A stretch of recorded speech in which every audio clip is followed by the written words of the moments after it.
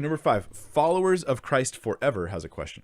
There's a trend in many young male Christians where they are wearing earrings, painting nails, fixing eyebrows, and putting on makeup. Help me think biblically about this, as it's a bit shocking. Okay, so let me just back up and offer a biblical principle that I think is really important, although it's not the gospel. So it's secondary, but it's very valuable, and harm will come upon us, right, if we don't pay attention to these things. So, biblically speaking, okay, Old Testament and New Testament, there is a difference. I'm not going to answer your question right away. First, let me say this principle that I will use to answer the question. So, biblically speaking, there's a big difference between male and female, and it's not just in our genetics, right? There's a difference there, but there's a difference in our function and our role and our interaction with each other, and that difference is important to maintain. Now, this is often abused with men overusing authority, using it wrongly, things like that. But the abuse of a thing doesn't make the thing wrong. I mean, so, for example, government is often abusive. Government has done atrocious, horrible things, but I would never use this for a case that we should reject all government, right? Like, we don't use the abuse to rule out the principle. The principle biblically is that there is a male and female. God made the male and female for a purpose, and this demonstrates Christ in the church in marriage. It demonstrates God's design in nature. And so we have these rules, like in Leviticus. He tells them, and now we're not under the law, but we can learn from it. He tells the men not to dress like women. Isn't that interesting? He's like, don't put on the garb of women.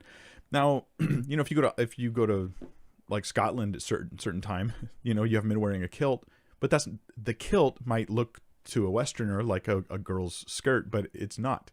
It's still male clothing. But the principle is consistent. There is such a thing as man's clothes and women's clothes, right? There's such a thing as the way a man presents himself in our culture and the way a woman does.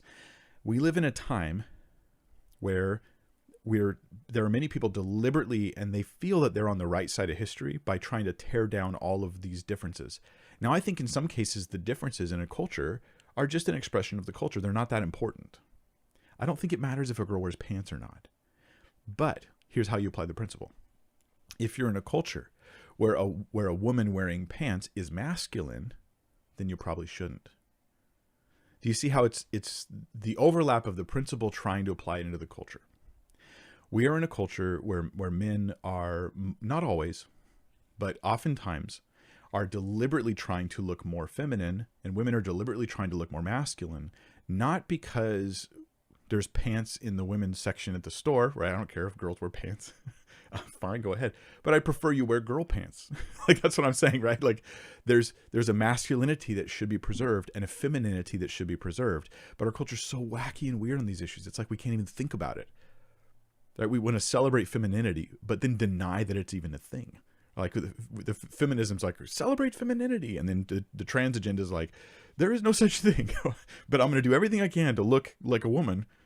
But it's just culture, guys. It's just culture. But no, there's an overlap. There's a principle in the culture. So how does this apply into our culture today?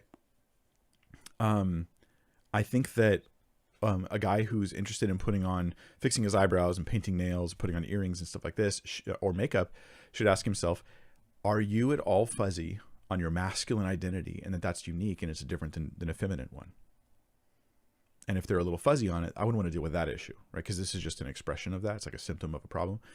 On the other hand, I realize that not every guy who puts on an earring, not every guy who even paints his nails is necessarily doing it because they're violating this principle. There may be other things going on. Cultures shift and change over time. I'm trying to be open to that, but the principle is the thing I care about. So I'm not entirely sure how to apply it, because I would want to see the specific students or leaders or people that you have in mind as you're talking about these issues, and try to apply it to them in their culture where they live. God give you wisdom on that. But yeah, if male's not good and female's not good, and good for them to be different from each other, then we're losing something important. That's not only in the Old Testament law. It's not only before the law in Genesis, made a male and female. There's a reason for this. This is the creation of mankind. It's trying to set up standards for us in some good ways.